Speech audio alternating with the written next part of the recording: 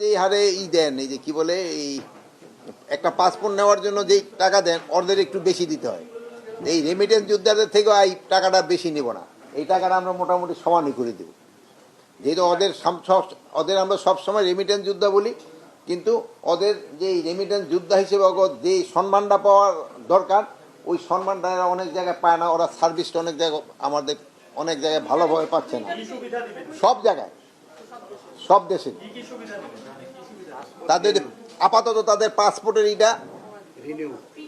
ফিটা কমায় দেওয়ার, এটা আমরা তো একটা অনেক দেশটা একটা না, অনেকগুলি দেশ, তো এটা নিয়ে একটা আলোচনা হয়েছে, তারপর আমরা কতটুকু কমাইতে পারি এটা আমরা দেখবো। আর 2 নাম্বার হচ্ছে এরা ম্যাক্সিমাম কিন্তু যারা আছে এরা আমরা বিমানে এরা ভ্রমণ করার চেষ্টা করে। যেহেতু বিমানে ভ্রমণ করলে তাদের একটা সুবিধা হলো তারা ওই ভাষাটা বুঝে, আর প্লাস ওই দেশি খাবারটাও পায়। এই জন্য বিমানও যেন তাদের সার্ভিসটা ভালো পায়, এই জন্য এয়ারপোর্টে আসার পরের জন্য তাদের সার্ভিসটা উন্নতি হয়, এই জন্য আমরা চেষ্টা করব।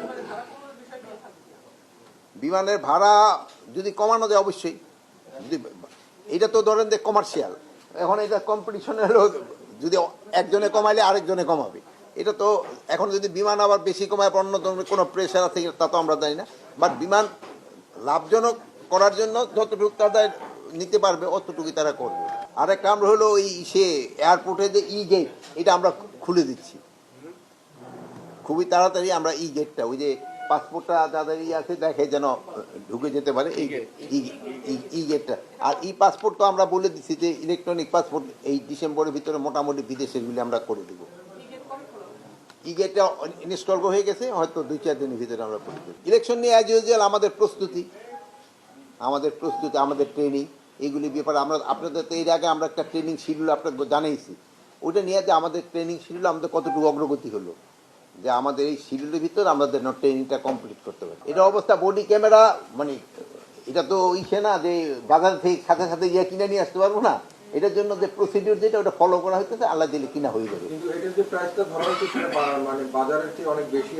তাই নাকি? আমি তো এখন পর্যন্ত প্রাইস জানিই না, আপনি জানলেন কিভাবে? আপনারা যখন এটা অনুমোদন দেওয়া হয়েছে তখন 1 লাখ করে ধরেছেন প্রতিটি। আমরা কোথায় অনুমোদন দিলাম? মানে হ্যাঁ, পারচেজ কমিটিতে তো যায়নি এটা না। পারচেজ কমিটি ভাই, পারচেজ কমিটি তো আমি মেম্বার, পারচেজ কমিটিতে এখনো যায়নি।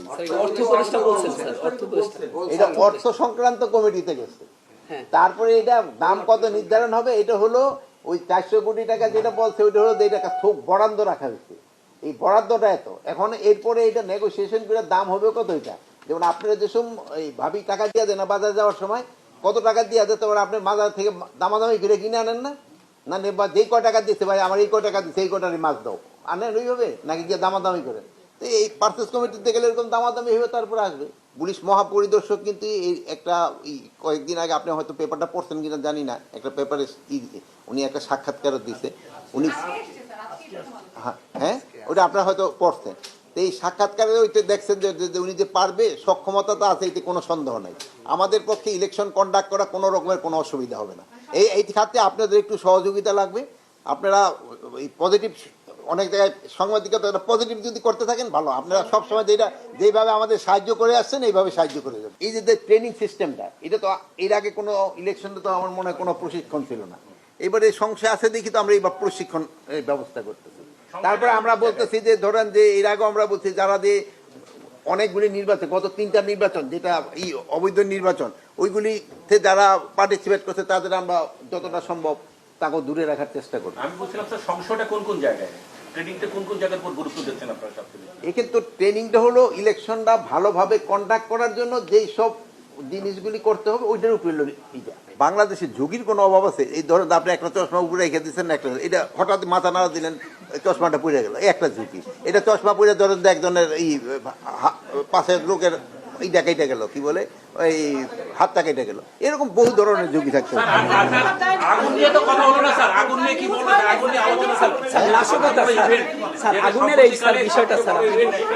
শুনেন, আগুনের ব্যাপারে তো গতকালকে একটা মিটিং হয়েছে, যেটা যদিও আমি ছিলাম না, আমাদের দুর্যোগ ব্যবস্থাপনার প্লাস এটা অনেকগুলি কমিটিও করে দেওয়া হয়েছে, এবং এটা কি কারণ এগুলি তারা ইনভেস্টিগেশন করতেছে, করার পরে আমরা জানতে পারবো কি কারণে হয়েছে।